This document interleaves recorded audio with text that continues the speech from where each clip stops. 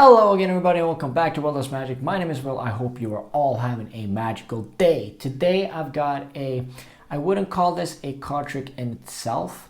It can be done as a quick opener, but the main point of this video is trying to show you a way that you can figure out a card super easy from the start, and then you will always be one step ahead of your spectator. Now I will show you a performance of it, but the magic itself is not the cards, it's the performance that makes the magic. So I'm going to show you pretty quickly. If you do like the video, please show up and hit the like button, comment on what you guys want to see next, and also subscribe to the channel and turn on notifications on if you are new. But without further ado, let's get into the performance of this trick. So for this trick, guys, we are using a deck of cards. I'm using the Red Monarchs today. I'm going to remove the card box and I'm going to give the cards a quick little couple of cuts. Now, I'm going to have you select any card you like from the deck. So let's say you select the card right over here. Now, I'm going to try to show it to you guys without me seeing it. So hopefully you get that. I'm looking away now. Trust me, I promise I'm looking away. We're going to place your card right over here. Now, you could have picked any out of all of these cards, right? So there's no way of me kind of knowing where your card would have been. But hopefully, if this works out now, I'm going to ask you a couple questions. So we're going to put your card in the middle here. And then I'm going to start with saying, is it a red or black card? Because that makes it 50-50. So I don't want you to tell me, but I want you to think of it. And you can also lie if you want to. So let's say that, all right, I'm sensing, well, I'm sensing red. But are you going to say that it's red or not? All right, you're telling me it's red? All right, I trust you. All right, I trust you.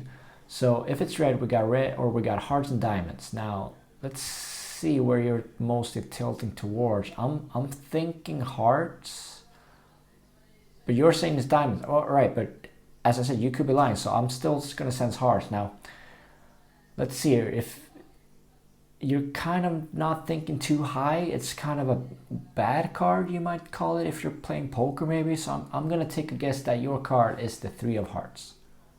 And hopefully, if I was right, your card was the 3 of hearts. So super simple performance, guys, that I think can evolve into something more bigger in the end. But I'm going to show you how to set this all up and how to perform this magic miracle right now in the tutorial. So guys, to perform this, well, if you want to call it magic miracle, I don't know about that, but you're going to need to split the cards into exactly half. And you want every single card to be the soulmate, but in the different piles. So you got every single matching card pretty much. I'm going to spread them out to make it look easier. So you got the red 6, the black 6, the black 4, black red 10, black 2, all the way down. And then you're going to square these up and put them together. So every 26 card is the other one's soulmate. Now the reason that we're doing this is that when we give the deck a couple of cuts from the start, and then they can pick a card freely at choice. Let's say they pick the card right over here for now. You're going to put the card down. So put the card down, and you're going to separate and put the bottom pile on top now. Now what that's going to make is that the card that's 26 above is going to show us later on what card you actually picked. So you go down, they select a card, you bring the bottom half on top. You can square up the cards, you can have them look at it. Now you don't want to see this card at all, but they're going to look at it, and then I like to say do this. So you're going to spread out the cards, or you can spread them out like this. It doesn't matter. You probably want to go from the back if you're spreading it out in the hand, but I like to spread them out on the table just to kind of get a bigger picture for it. You're going to look for 2 cards now. You're going to look for the top card that you're seeing, and you're going to look for the bottom card. Now whatever card is in between those 2 cards is going to be their selected soulmate. So I'm going to spread it out just to kind of give you an example for it. What I'm looking for right now is I'm looking for the red 2 and the black ace somewhere in the middle. Now, as you can see, between those 2 is the 9 of hearts. That means their card is the 9 of diamonds.